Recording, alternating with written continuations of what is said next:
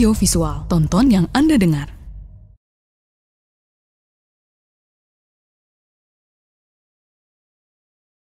Assalamualaikum warahmatullahi wabarakatuh dan selamat malam pendengar dan juga pemirsa RRI.net dimanapun saat ini Anda berada. Alhamdulillah malam hari ini kita kembali bersama di program Obrolan Budaya persembahan dari Lembaga Penyiaran Publik Radio Republik Indonesia Palu. Saya Joko Nurjaya Sujari, presenter Anda untuk malam hari ini. Pendengar dan pemirsa RRI.net, Indonesia merupakan negara kepulauan yang memiliki beraneka ragam corak, latar belakang dan asal-usul budaya yang berbeda. Kita ketahui bersama, meskipun memiliki keberagaman tersebut, namun daerah-daerah ini masih tetap mempertahankan bentuk kearifan lokal hingga saat ini. Meskipun saat ini pengaruh globalisasi, westernisasi mengancam eksistensi dari adat istiadat tersebut. Baik pendengar dan juga pemirsa RRI.net, seperti yang terlihat di belakang kami bahwa topik kita ini adalah terkait dengan ternak dalam masyarakat adat Kaili. Malam hari ini kami menghadirkan dua narasumber. Yang pertama adalah Kepala UPTD Pembibitan Dinas Perkebunan dan Peternakan Provinsi Sulawesi Tengah, ada Bapak Nur Hasan Amojo. Selamat malam Pak. Selamat malam. Ya, kemudian ada dari tokoh adat ada Pak Ramli Kampali. Selamat malam Pak. Selamat malam. Ya, kita akan berbincang bersama terkait dengan seperti apa budaya-budaya khususnya spiritual yang dilakukan oleh masyarakat adat Kaili. Saya langsung ke Pak Ramli Kampali dulu, nanti bisa ditanggapi oleh Pak Nur Hasan. Pak Ramli, mungkin bisa dijelaskan kepada pendengar dan juga pemirsa RRI.net seperti apa fungsi dan juga peran dari ternak sendiri dalam kehidupan masyarakat di tanah Kaili sendiri, Pak Ramli. Begini, kalau kita berbicara tentang masalah kearifan lokal daripada peternakan yang ada, kita terlebih dahulu melakukan ritual-ritual tersendiri daripada semua sapi, kambing, beberapa artinya bentuk yang kita lakukan. Yang pertama kita lakukan itu yang disebut nobalera. Nah, nobalera itu yang kita lakukan itu sepertinya kita buat seperti kita bacakan, sepertinya dibacakan tolak balak. Salah satunya kita lakukan baca selamat. Yang nobalera itu yang disebut itu kearifan lokal itu kita buat satu kita buat ketupat ada yang disebut cucur, ada disebut kalopa, bahasa Kaili katakan seperti begitu. Untuk melakukan daripada kesehatan semua daripada semua ternak-ternak yang ada harus kita lakukan, karena sekarang sudah hampir punah itu, artinya kearifan lokal, bentuk-bentuk yang disebut nobalera tadi, karena sekarang sudah tidak ada seperti begitu. Justru karena itu kita sekarang kembali kita lakukan seperti nobalera itu. Begitu. Ya. Pak Ramli, ini memang dari beberapa topik kemarin yang kami coba pertimbangkan bersama kawan-kawan, ini terkait dengan ternak dengan kearifan lokal masyarakat adat Kaili yang kami pilih. Saya juga baru hari ini mengetahui bahwa ada nobalera namanya. Di daerah Jawa itu ada gerembukan namanya, dan hampir mirip dengan proses yang dilakukan oleh masyarakat ada di tanah Kaili. Hanya saja terkait dengan nobalera tadi, seberapa besar sih masyarakat Kaili, khususnya anak-anak muda itu mengetahui bahwa ini nobalera ini adalah satu semacam adat yang diperuntukkan bagi kesehatan ternak sehingga bisa dipelihara oleh masyarakat sekitar sendiri, Pak Ramli? Begini, kalau dulunya hampir semua artinya masyarakat Kaili itu semua mengetahui tentang masalah nobalera, tapi dengan adanya sekarang sudah jarang dilakukan begitu. Justru karena itu kami sekarang mulai lagi melakukan sepertinya yang disebut tadi nobalera, tetap kita lakukan sekarang. Kita mulai karena sekarang sudah punah itu yang disebut nobalera itu. Karena pada posisinya itu binatang-binatang semua yang kita lakukan itu sudah tidak ada lagi seperti begitu macam dilakukan. Iya, proses itu dilakukan pada saat kondisi hewan itu dalam kondisi bunting atau setelah melahirkan, Pak Ramli? Begini, kalau masalah hewan-hewan itu semuanya yang itu tidak ada yang disebut yang dengan keadaan bunting, dengan keadaan, karena kita mengawali pekerjaan. Nah, semua itu sebelum kita melakukan turun ke ke lahan-lahan kita, melakukan sepertinya pembajakan daripada lahan tersebut, harus kita melakukan dulu yang disebut tadi nobalera. Nobalera itu supaya semua binatang-binatang itu yang kita pakai, yang kita gunakan di tempat artinya lahan kita semua sehat semua. Nah, yang dilakukan sepertinya ditolak-tolak balap itu juga termasuk salah satunya itu. Nanti kita akan berkembang kemudian dari nobalera tadi, apakah juga dilanjutkan dengan prosesi misalnya, apakah ternak tersebut diperuntukkan bagi untuk dikonsumsi pada momen-momen tertentu, misalnya upacara adat dan sebagainya. Tapi nanti kita akan berlanjut. Saya ke Pak Nur Hasan Amojo selaku KUPT dari Dinas Perkebunan dan Peternakan, dan juga beliau ini difokus terkait dengan upaya pembibitan. Karena kita ketahui bersama juga Sulawesi Tengah pernah ada program S3 ya Pak ya, Nur Hasan ya, Sulawesi Tengah 1 juta sapi. Pak Nur Hasan, terkait dengan topik kita adalah ternak dalam masyarakat adat Kaili. Ada enggak dibuatkan pengembangan misalnya mini ranch dan sebagainya sehingga masyarakat itu benar-benar melakukan pengembangan di lokasi yang benar-benar peruntukannya Pak? Baik, terima kasih Pak Joko. Perlu kita ketahui bersama bahwa Sulawesi Tengah ini adalah jumlah populasi ternak sapi terbesar kedua setelah Sulawesi Selatan. Nah, dulu Sulawesi Tengah ini terkenal dengan sapi putihnya yang ada di Lembah Palu. Nah, sekaitan dengan yang dijelaskan oleh Bapak tadi, para petani peternak kita yang ada di Sulawesi Tengah, sapi-sapi lokal mereka itu mereka gunakan adalah untuk ada 2 tujuan mereka memelihara ternak itu. Pertama adalah untuk membantu mereka dalam melakukan bidang pertanian.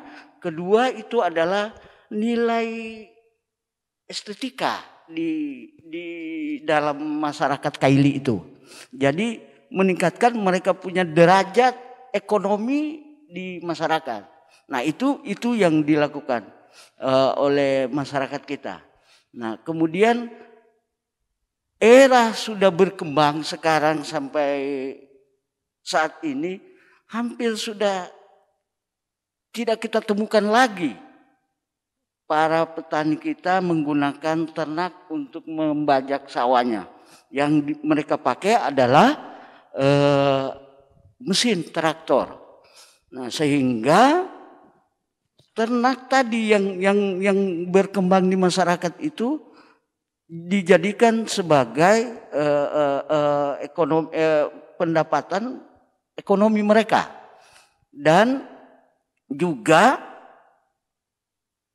seiring waktu dengan kebutuhan protein ya cukup tinggi ya, sehingga ternak-ternak yang ada di Sulawesi Tengah ini banyak keluar. Nah, sehingga maka jumlah populasi kita ini semakin tahun semakin menurun, bukan meningkat. Nah kemarin juga ada kita programkan adalah Sulteng 1 juta sapi. Kendala-kendalanya cukup banyak, cukup besar. Tetapi itu bukan suatu persoalan sebenarnya. Itu adalah tantangan bagi kita insan peternakan. Kenapa? Ada beberapa hal yang menyebabkan Sulteng 1 juta sapi itu boleh kita katakan tidak mencapai target yang dilakukan oleh Bapak Gubernur yang lalu. Nah, olehnya kami juga dari Dinas Perkebunan Peternakan akan mencoba melihat kelemahan-kelemahan kita ini adalah di faktor hulu, ya. Faktor hulu dan hilir itu berkaitan. Karena kenapa? Kalau hulunya dia kuat, tentu hilir tidak ada masalah, ya kan? Karena bayangkan saja kalau Sulawesi Tengah ini di pengeluaran sapi setiap minggunya itu sekitar 400 sampai 500 ekor. Mana tidak habis. Meskipun ada dukungan dari kabupaten-kabupaten lain. Nah, olehnya Dinas Perkebunan Peternakan sesuai instruksi Bapak Gubernur yang baru ini akan memperkuat pembibitan yang ada di Sidera. Dan nah itu juga disebabkan karena kemarin juga sebelum dengan harapan itu untuk 1 juta sapi kemarin, maka untuk mempertahankan ternak-ternak kita jangan punah di sini, maka kita juga telah mengusulkan bahwa plasma nutfah sapi Donggala kita, ya, kami usulkan kemarin di tahun 2013 dan itu keluar di tahun 2014 baru dia muncul bahwa Sulawesi Tengah punya sapi Donggala namanya. Karena penyebarannya itu terdapat di hampir merata di seluruh kabupaten kota. Saya kira itu dulu barangkali yang... Iya. Pak Hasan, nanti kita akan berbincang lebih jauh terkait dengan plasma nutfah yang seperti Anda sampaikan tadi. Tapi menyangkut tadi seperti disampaikan Pak Ramli Kampali. Dan Anda juga tadi menyampaikan bahwa ini ada pembeda masyarakat saat ini lagi tidak menggunakan ternak tersebut sebagai bagian dari misalnya untuk menggarap sawah dan sebagainya, tapi diganti dengan alsintan ya, alat sistem pertanian dan sebagainya. Apakah ada upaya dari pihak terkait misalnya kemudian memasukkan kepada teman-teman di Dinas Peternakan sendiri terkait pembedaan antara ini untuk hewan yang membajak sawah dan ini untuk dikonsumsi untuk acara-acara khusus misalnya di acara-acara adat di Tanah Kaili, Pak? Memang kalau itu masyarakat yang menentukan, karena rata-rata yang mereka gunakan itu adalah ternak-ternak lokal yang ada. Mereka tidak ada pembedaan kami lakukan bahwa ini ternak lokal ini khusus untuk digunakan masyarakat untuk adat misalnya. Atau ini ternak lokal yang ada kami gunakan untuk khusus penggemukan misalnya. Tapi enggak, yang ada saya lihat di masyarakat itu mereka menggunakan sapi-sapi lokal yang ada, tidak ada jenis-jenis yang lain. Khususnya di Lembah Palu ini. Itu yang saya kira yang ada dan rata-rata mereka gunakan itu sapi-sapi Donggala. Sapi-sapi lokal, sapi kita asli Donggala. Nah itu yang saya lihat. Tapi untuk khusus pemeliharaan beternak tentang sapi digunakan untuk adat tidak. Itu yang ada. Belum ada kriteria itu yang diterima oleh teman-teman sendiri misalnya ya, bahwa ini nanti ini dipersiapkan untuk acara adat seperti kalau mungkin seperti saya sampaikan di daerah Jawa itu ada atau di Tanah Toraja deh. Iya. Misalnya Tanah Toraja kan ada penyiapan khusus untuk kerbau ini agak menjadi pembeda dengan kerbau yang lain harganya misalnya. Sampai saat ini saya kira Pak belum ada. Cuman karena kami kemarin juga dengan melihat perkembangan kita punya populasi ini sudah hampir dari tahun ke tahun menurun, untuk mendukung 1 juta sapi kemarin juga Dinas Peternakan pada saat itu mengeluarkan perda tentang penyelamatan betina produktif. Nah, tetapi di dalamnya itu juga kami tidak melakukan memisahkan itu di dalam pasal-pasalnya itu. Di pasal 20 ada beberapa item di situ.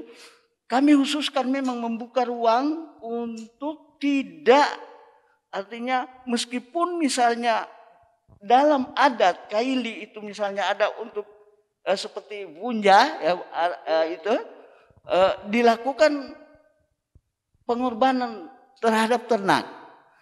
Tapi kami tidak mengkhususkan bahwa jangan digunakan sapi-sapi produktif.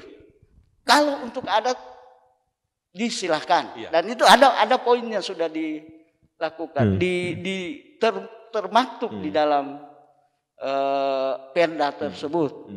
Iya, Pak Ramli mungkin bisa ditanggapi Pak di 15 menit pertama. Tadi tidak dibenarkan memang sapi produktif itu untuk disembelih. Atau mungkin ada kriteria lain Pak dari masyarakat adat sendiri di Tanah Kaili bahwa misalnya yang produktif tidak boleh sembelih atau mungkin yang perempuan tidak boleh disembelih tapi yang betina tidak boleh disembelih tapi yang jantan saja untuk acara-acara adat Pak Ramli. Begini, kalau berbentuk kalau kita membuat satu kearifan lokal, sepertinya membuat satu bunja.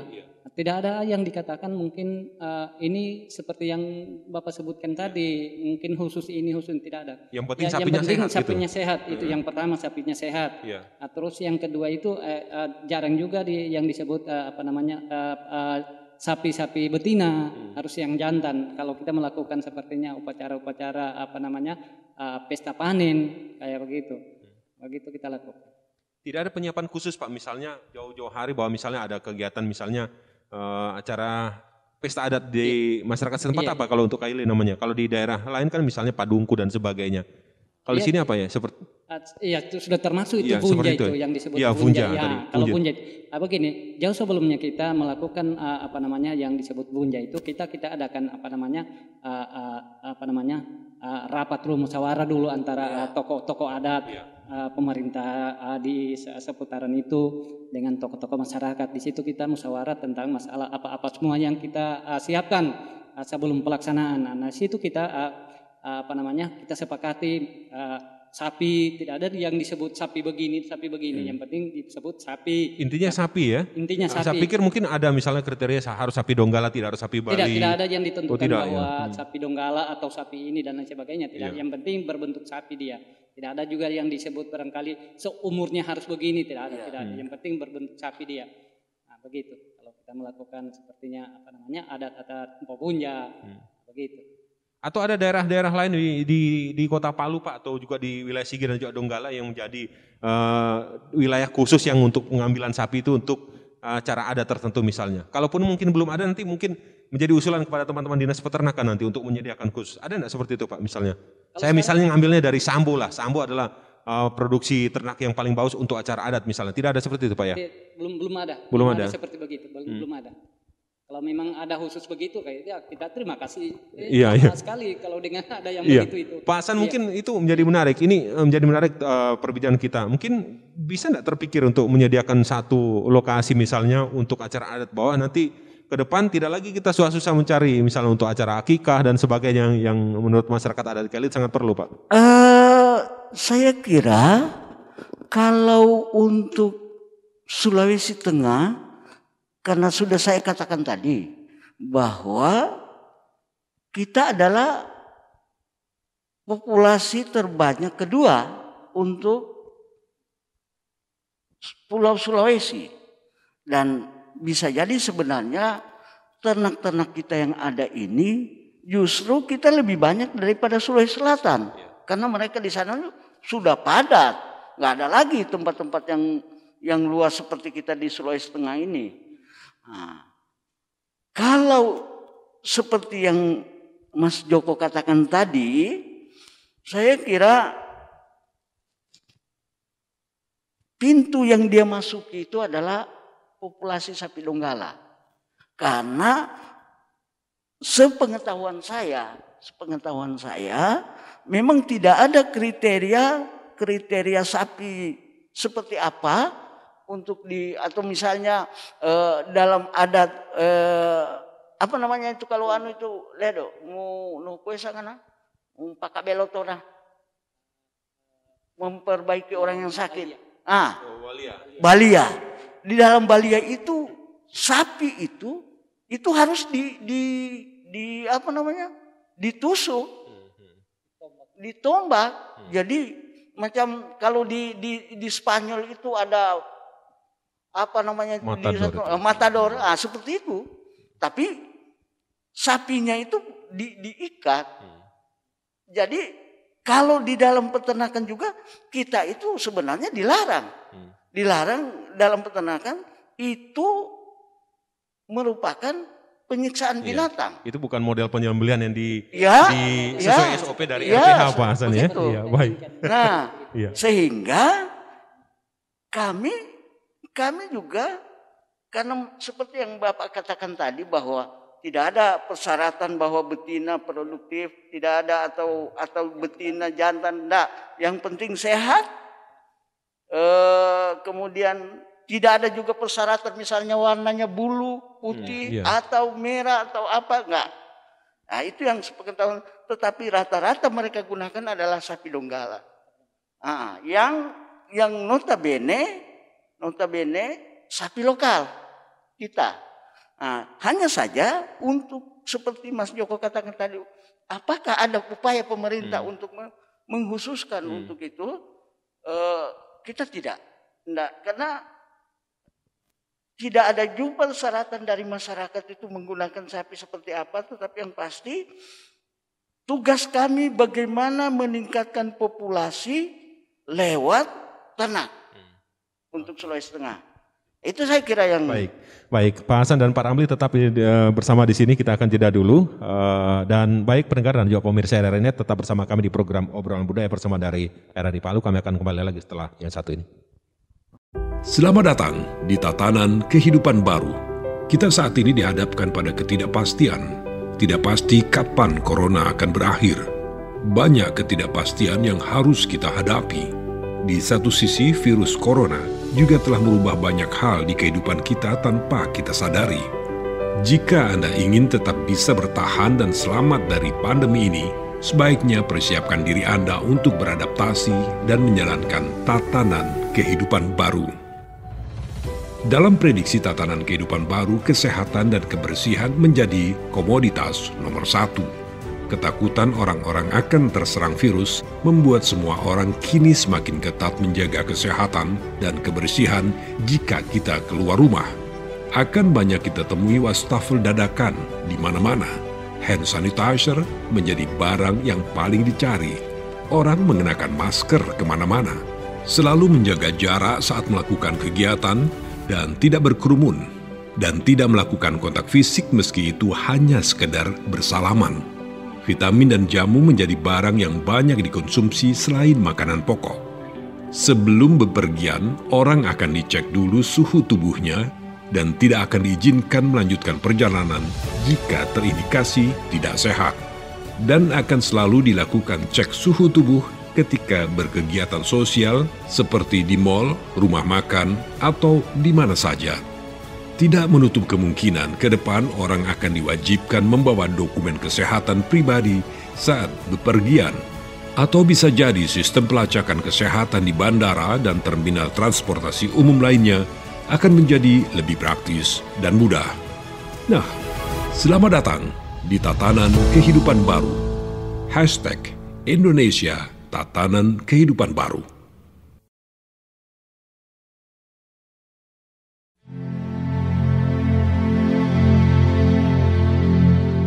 Penyebaran COVID-19 sejak awal tahun 2020 yang melanda dunia termasuk Indonesia adalah sebuah kenyataan yang harus dihadapi bersama dan sungguh-sungguh. Para medis, dokter, perawat, serta relawan kesehatan telah menjadi garda terdepan penanganan COVID-19. Saatnya sekarang bersatu padu memutus penyebaran COVID-19 dengan tatanan kehidupan baru. Patuhi protokol kesehatan serta menjaga jarak untuk Indonesia maju merdeka COVID-19.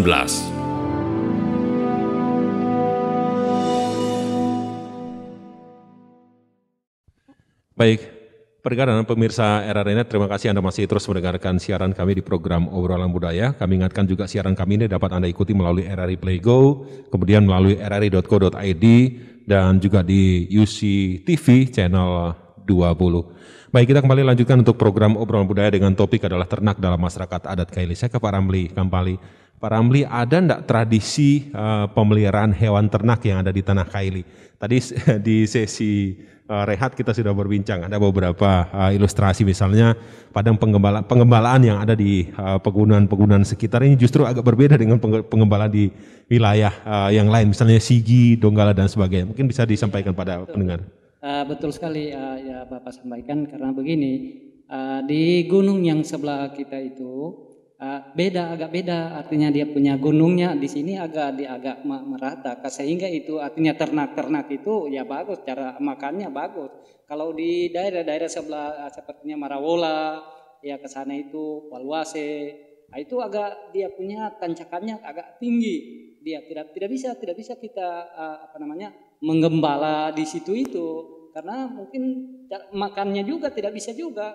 Nah, kalau di wilayah daerah-daerah daerah Sigi ke sana sampai ke sana itu memang bagus, dia punya agak dia mendaki sedikit, begitu. Iya.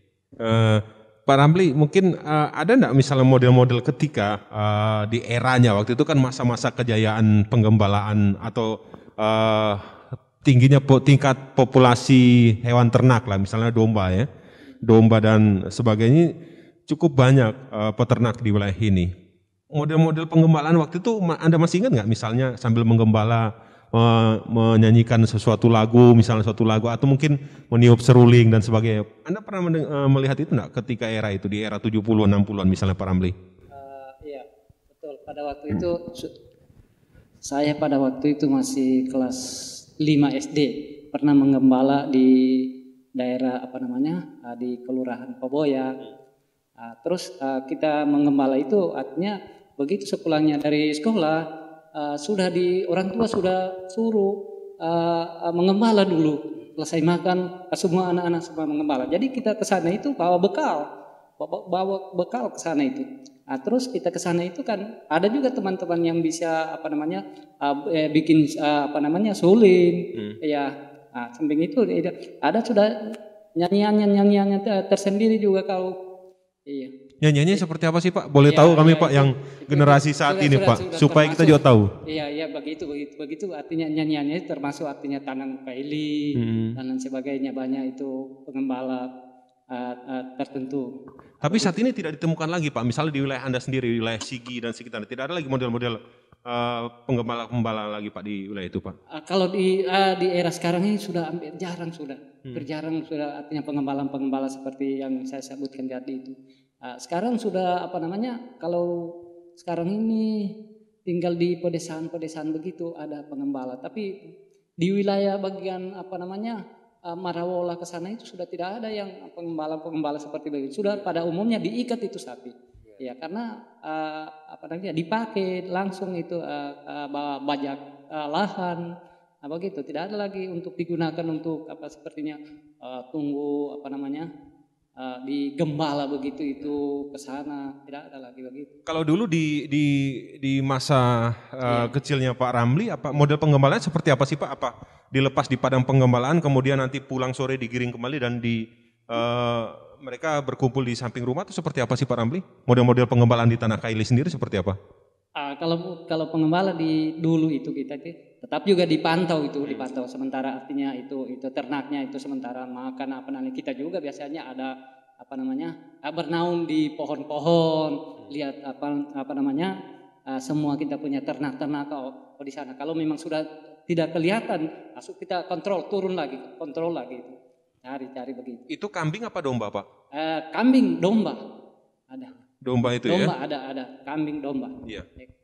Baik, Pak Hasan mungkin bisa dikomentari Pak terkait dengan kan kita punya endemis sendiri domba palu ekor gemuk ya Pak ya. Tadi juga Anda juga sudah menyebutkan terkait dengan bagaimana pelestarian budaya dan juga plasma nurvanya sendiri.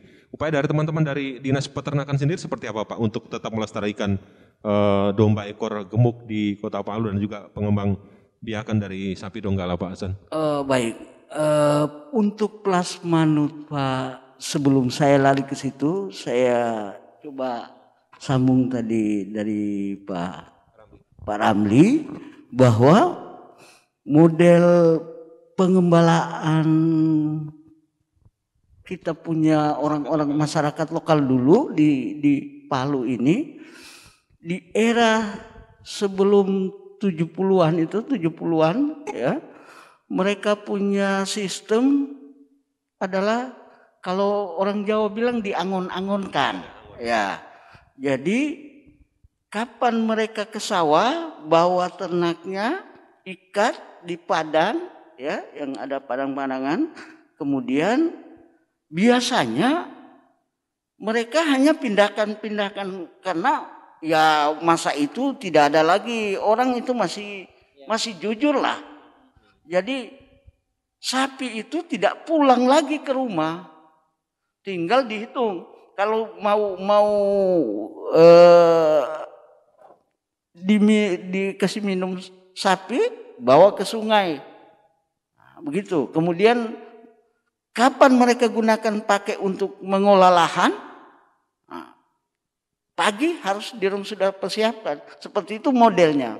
Nah, terkait dengan plasma nutfah sapi Donggala dan domba Palu, domba ekor gemuk, itu bersamaan kemarin dengan sapi Donggala. Cuman saya lupa nomor berapa dia punya SK Mentan itu, tetapi upaya-upaya kita melakukan pelestarian untuk plasma nutfah domba ekor gemuk Palu punya, itu telah kami sampaikan kepada pemerintah Kota Palu untuk segera melakukan di klasternya, di wilayah itu segera dilakukan Ada pemetaan gitu, Pak. Ya, dipetakan bahwa domba Palu ini harus segera diselamatkan. Karena kenapa? Hanya domba Palu inilah yang punya ciri khas Kota Palu asli. Boleh tahu nggak Pak Hasan, dari yang Anda sebutkan tadi, berapa persen sih tingkat populasi yang begitu menurun dari tahun 70-an hingga saat ini? Misalnya terkait dengan penggembalaan dan kemudian populasi dari domba ekor gemuk, berapa persen penurunannya? Itu cukup besar. Kebutuhan dengan penambahan penduduk di era 70-an itu, bayangkan saja itu masyarakat sekitar Poboya, Kawatuna itu, satu keluarga, satu orang itu bisa sampai 1.000-2.000-an per ekor. Itu mereka gembalakan. Itu kalau kelihatan dari udara putih domba dengan sapi ke sana. Tapi sekarang itu sudah hampir tidak ada. Karena kenapa? Perbandingan kebutuhan manusia akan daging ditambah dengan jumlah kelahiran yang seharusnya kalau domba itu dia punya lahir itu harus 2, ini tidak, 1 tahun sekali. Karena pengaruh topografi kita juga, padangnya, rumput yang dia makan juga kualitasnya seperti apa. Jadi itu juga berpengaruh, sehingga ternak kita itu ya daya produktivitasnya itu setahun hanya 1 ekor 1. Hampir sama dia dengan ternak sapi. Nah, dulu itu kalau jumlah populasi ternak domba itu hampir sekitar ratusan ribu. Sekarang, bayangkan itu, sekarang itu sudah paling banyak hampir kurang lebih 3.000. Saat ini yang terdata ya? Saat ini. Ini hampir mendekati kepunahan dari untuk endemik Kota Palu sendiri, Pak. Itulah kita sehingga kami sudah menyurati, menyampaikan kepada pemerintah kota dan termasuk ke kami juga Dinas Perkebunan dan Peternakan ikut harus bertanggung jawab dong dengan punahnya kita punya domba itu. Maka harapan kami pemerintah segera mengklaim bahwa itu jangan lagi diperjualbelikan, tetapi dikembangkan oleh UPT kita yang ada. Iya. Pak Hasan, menarik ini. Kalau mungkin bisa dikomentar Pak Ramli, silakan Pak Ramli mengomentari. Ini tingkat populasi yang terus menurun dari tahun 70-an, 80, 90, bahkan sampai tahun 2000 saat ini Pak, yang begitu signifikan, bahkan terancam menuju ke punah gitu kan. Model penggembalaan yang cocok seperti apa sih Pak? Selain tadi kan tingkat kelahiran yang hanya setahun sekali, kemudian mungkin bisa sampai terkait dengan deforestasi atau juga mungkin alih fungsi lahan, sehingga tidak lagi model padang pengembalaan walaupun dikembangkan mini range dan sebagainya. Apakah model pengembalaan tradisional seperti disampaikan Pak Ramli tadi lebih cocok atau mungkin seperti apa untuk bisa kembali meningkatkan populasi? Nanti Pak Ramli bisa menambahi, silakan Pak. Sebenarnya kalau mau dilihat karakteristik domba Palu ini, dia tidak cocok juga digembalakan, dikandangkan seperti beternak yang ada. Dia lebih pas harus lepas. Kalau tidak, dia akan nanti semacam orang itu ya stres, kemudian kenaikan bobot badannya juga tidak bagus, dan dia paling senang itu pada rumput-rumput yang rapat. Dia bukan macam kambing yang suka semak-semak. Nah, itu uniknya. Disitulah uniknya kita punya domba ini. Nah, sehingga kita harus, ya paling tidak jangan sampai punah. Seperti kambing yang ada di Jawa itu, kambing Gumboro namanya. Kalau saya tidak salah ingat, itu kambing Gumboro itu sekarang itu tidak sampai 1000, tinggal 4 ekor. Nah, itu kemarin. Ya, jadi saya tidak mau juga domba Palu itu terjadi seperti itu. Makanya pemerintah, langkah-langkah harus dilakukan oleh pemerintah adalah segera mungkin melakukan pengisolasian terhadap wilayah itu. Kedua, segera mengembangkan bibit domba Palu yang dilakukan oleh UPT kami. Itu instruksi yang kami mohon kepada pemerintah kota dan gubernur yang baru ini. Itu saya kira barangkali. Pak Ramli mungkin bisa ditambahkan Pak. Begini, saya tambahkan sedikit, persoalannya ini masalah domba-domba dengan kambing ini perbedaannya kan beda dia. Kalau kambing bisa kita lakukan sepertinya dikandangkan begitu. Kalau kambing memang bisa, jelas itu pasti bisa dilakukan karena tidak sama artinya makanan kambing dengan domba tersebut. Kalau domba itu macam apa yang rumput-rumput yang rapat-rapat itu ya yang bisa saja. Kalau yang rimbun-rimbun jarang dia lakukan artinya untuk makanannya. Jadi itu perbedaannya itu antara kambing dengan domba ini. Kambing ini bisa dikandangkan begitu. Ya karena dia bisa sembarang makanan saja dia makan. Begitu. Tidak ada upaya misal dari pemerintah desa setempat Pak Ramli, misal di tempat Anda sendiri untuk menambah populasi, misalnya ada bantuan misalnya ada domba ekor gemuk atau domba Palu di tempat Anda, tidak ada sampai saat ini? Begini, kalau masih tetap juga artinya dikandangkan, masih tetap juga tidak bisa berkembang dia, kecuali dia digembala dia, baru bisa berkembang bagus dia. Tapi untuk pada pengembalaan sendiri di wilayah Sigi seperti itu Pak, Anda di Sambo masih banyak Pak? Atau sudah semakin kurang Pak? Semakin kurang. Banyaknya perumahan Pak ya, pemukiman ya? Iya, kebanyakan kita aja dikandangkan begitu. Iya. Pak Hasan, pelibatan masyarakat lokal sendiri Pak dalam upaya meningkatkan populasi seperti apa sih Pak? Upaya dari teman-teman dari peternakan? Itu salah satu langkah kami adalah pertama bagaimana kami membuat dengan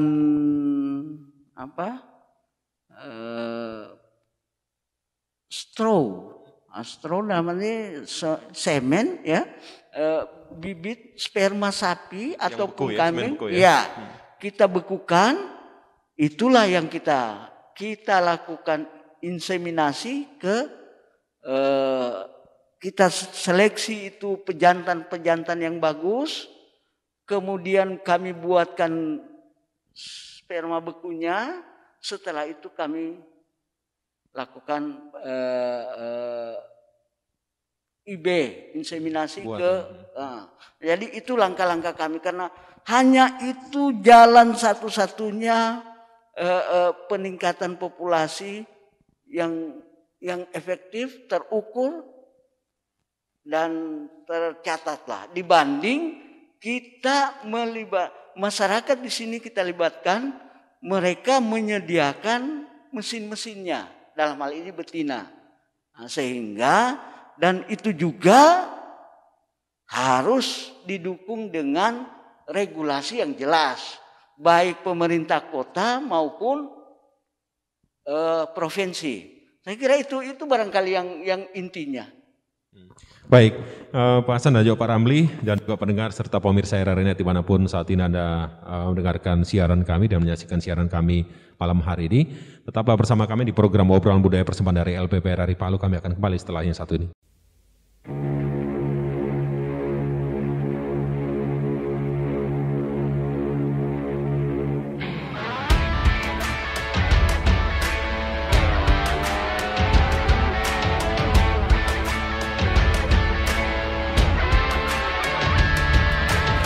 Waspada corona, cuci tanganlah setiap hari.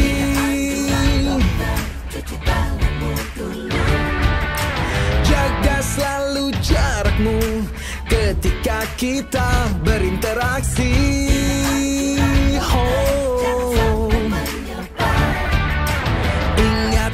Ingatlah jaga kesehatan, jaga kebersihan. Sementara jangan berjabat tangan demi kebaikan, keamanan kita bersama. Marilah bersatu padu, stop penyebaran virus corona. Tetap tenang, tidak panik, tingkatkan kewaspadaan. Marilah kita berjuang, cegah penyebaran virus corona. Pasti bisa melewati, hadapi ini semua.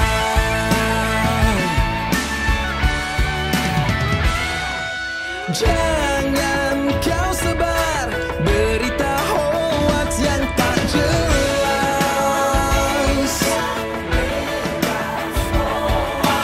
Ikuti saja semua anjuran pemerintah.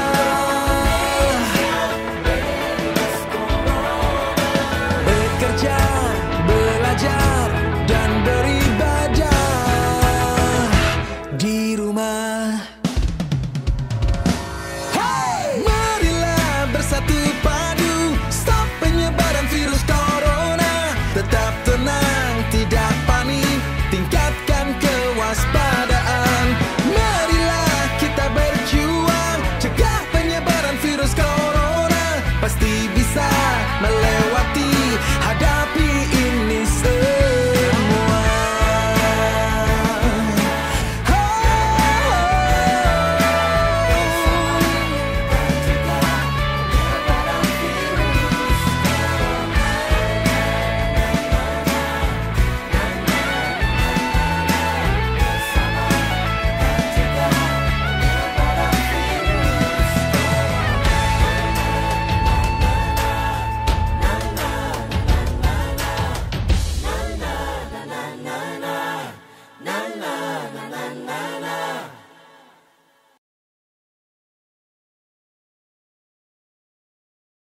Minda, katanya kita harus pakai istilah tatanan kehidupan baru ya, bukan new normal. Iya, biar mudah dipahami. Oh gitu, benar juga sih. Pokoknya sebarin ke semua. Kita harus pakai istilah tatanan kehidupan baru. Siap! Sebaiknya siapin diri kamu untuk beradaptasi dan jalanin tatanan kehidupan baru ini. Jaga kebersihan, selalu pakai masker, jaga jarak, dan tidak kontak fisik meski itu cuman bersalaman. Nah, selamat datang di Tatanan Kehidupan Baru. #Indonesia Tatanan Kehidupan Baru. Baik pendengar dan pemirsa RRI kembali bersama kami di program Obrolan Budaya untuk malam hari ini persembahan dari LPP RRI Palu. Sekali lagi siaran kami dapat Anda ikuti melalui RRI Play Go, rri.co.id dan juga UCTV di channel 20. Dan saya kembali ke Pak Hasan dan juga Pak Ramli. Pak Hasan, beberapa hari kemarin kita juga baru saja melaksanakan Hari Raya Kurban Idul Adha. Seingat saya, mudah-mudahan nanti saya salah dan diluruskan sama Bapak. Tahun 2020 yang lalu Presiden Jokowi mendapat kiriman sapi itu khusus dari Karya Mukti, Kecamatan Damplas, Kabupaten Donggala ya, khusus gitu ya. Dan tadi sebelum acara ini juga mulai, Anda juga menyampaikan ke saya bahwa teman-teman dari UPT Sidera juga Pembibitan Sidera menghadiahkan khusus kepada Pak Gubernur dengan sapi yang harganya 40 juta dan sebagainya. Ini menandakan bahwa Sulawesi Tengah Ini urutan kedua di Indonesia sebagai produksi sapi yang terbesar ya. Sulawesi Sulawesi bukan di Indonesia, Sulawesi dan kita adalah salah satu yang paling rajin mengirim ke Kalimantan, Pak ya. Iya, benar. Nah, baik, Pak Hasan, seingat saya ada SK nomor 666 deh tahun 2014 tentang penetapan rumpun sapi Donggala ya. Betul. Dari Menteri sendiri. Iya. Pak Hasan mungkin bisa disampaikan kepada pendengar dan juga pemirsa RRI terkait hal itu. Seberapa besar sih peran dari pemerintah daerah untuk benar-benar menetapkan rumpun sapi Donggala dari bagian sapi-sapi lain seperti sapi Bali dan sebagainya, Pak?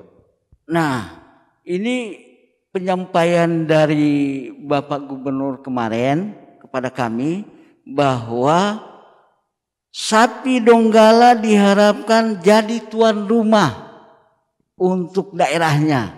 Jangan jadi, mohon maaf, seperti daerah lain semacam sapi Bali.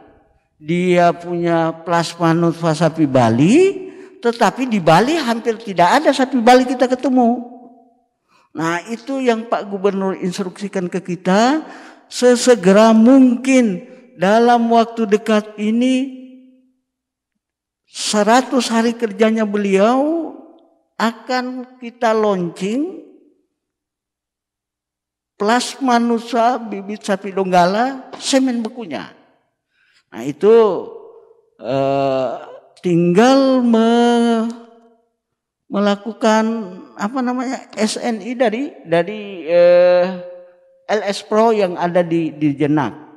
Nah, kalau itu sudah, kita sudah launching. Itu salah satu langkah kita tentang sapi Donggala untuk meningkatkan populasi tadi.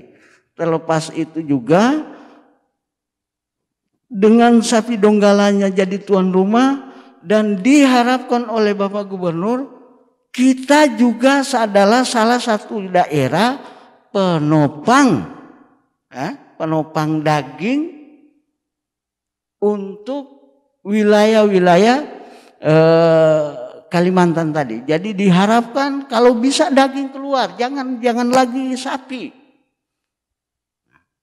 Kenapa sampai harus daging? Lah, kulitnya kita bisa manfaatkan untuk industri rumah tangga, kemudian darahnya, kemudian hasil rumennya, kemudian isi perutnya itu mungkin bisa kita buat untuk hewan piaraan kita. Jadi industri rumah tangga. Sehingga Bapak Gubernur sampaikan itu, 1 ekor sapi kalau bisa harganya, yang tadinya harganya katakan seperti Mas Joko katakan 40 juta sapi Donggala, bisa jadi 100 juta. Nah, kami menangkap dari penyampaian Bapak Gubernur, artinya itu tadi hasil sampingannya bisa kita digunakan oleh, maka terbentuklah industri rumah tangga yang kecil di sampingnya. Nah, itu barangkali, dan kita juga jadi salah satu penyokong daging untuk Indonesia bagian timur, diharapkan Sulawesi Tengah lah. Nah, itu juga barangkali. Jadi 3 titik yang utama di situ. Pertama, sapi Donggala sudah kita bisa kembangkan, kemudian populasi kita meningkat. Ketiga adalah regulasi yang jelas. Ditambah satu lagi, ada investor yang harus masuk, ya, investor yang besar untuk menyokong daging yang keluar tadi. Sehingga sapi-sapi yang ada di masyarakat tadi itu tidak terganggu. Nah, itu sasarannya tadi. Pak Hasan, di 5 menit terakhir nanti ditambahkan oleh Pak Ramli. Tadi ada konsep menarik yang Anda sampaikan bahwa ada pemanfaatan selain daging yang kita bisa jual, dan juga tadi ada pemanfaatan penyamakan kulit, ya, benar, darah dan sebagainya. Berarti itu kalau di konsep SNI itu namanya Pak zero waste. Jadi menghabiskan program itu ada zero waste di situ. Ya. Kemudian bagaimana melibatkan masyarakat lokal, Pak, terkait dengan ternak dalam masyarakat adat Kaili, melibatkan saudara-saudara kita yang peternak lokal sehingga mereka juga bisa berdaya saing dan sebagainya, Pak, meningkatkan ekonomi misalnya. Justru meningkatkan ekonomi mereka. Karena kenapa? pihak ketiga tadi ini dengan budaya mereka beternak yang ada, yang seperti tadi semula kita katakan bahwa apakah dengan budaya mereka beternak itu bisa berkembang? Nah, disinilah fungsi-fungsi dinas peternakan atau dinas perkebunan dan peternakan untuk melakukan pembinaan dengan tidak memaksakan teknologi ke mereka. Jadi ada tadi Mas Joko sampaikan, kita akan apakah ada upaya pemerintah untuk melakukan ada ternak khusus untuk mereka. Jadi budaya mereka melakukan beternak tadi dengan cara mengembalakan dengan angon-angonkan, kita tidak paksakan, tetapi kita masukkan teknologi dengan melalui IB tadi. Hanya saja di sini tugas investasi tadi, tugas investor untuk melakukan beternak tadi, jangan sampai kalau mereka sudah menjual ternaknya ketika mereka sudah butuhkan, mereka harus lari ke pihak ketiga tadi. Dan tidak sibuk-sibuk lagi mereka dilakukan yang ada sekarang itu, datang para tengkulak membujuk para petani-petani tadi untuk membeli ternaknya.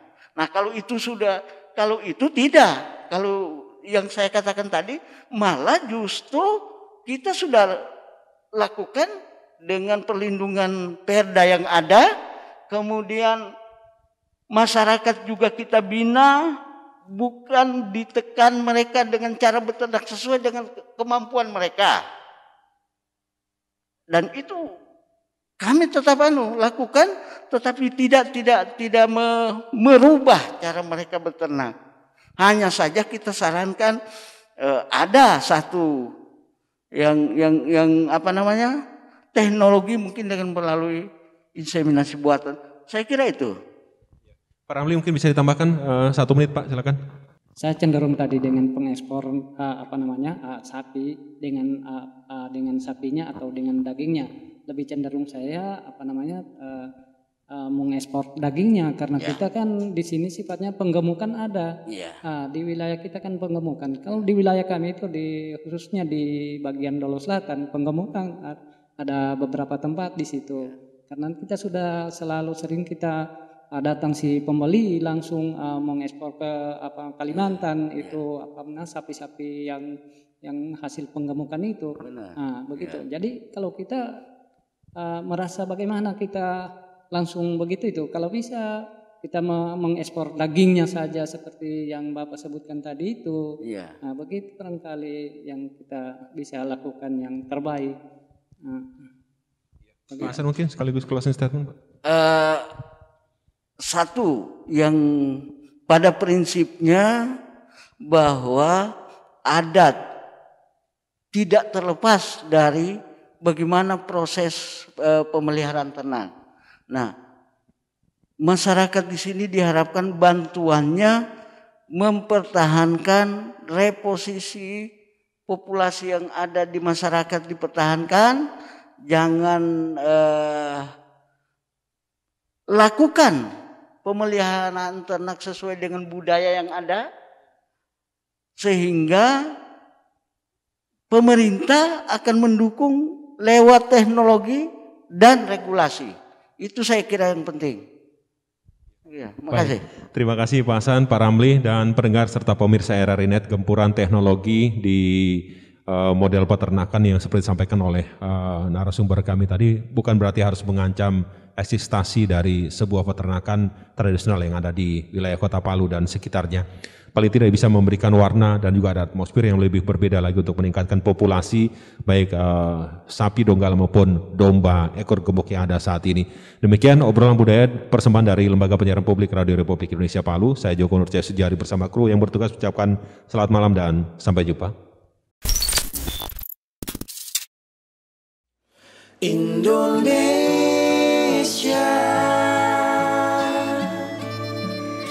hadapilah dengan dengan tulus dan ikhlas.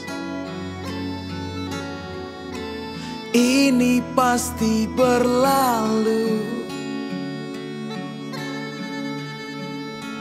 Indonesia,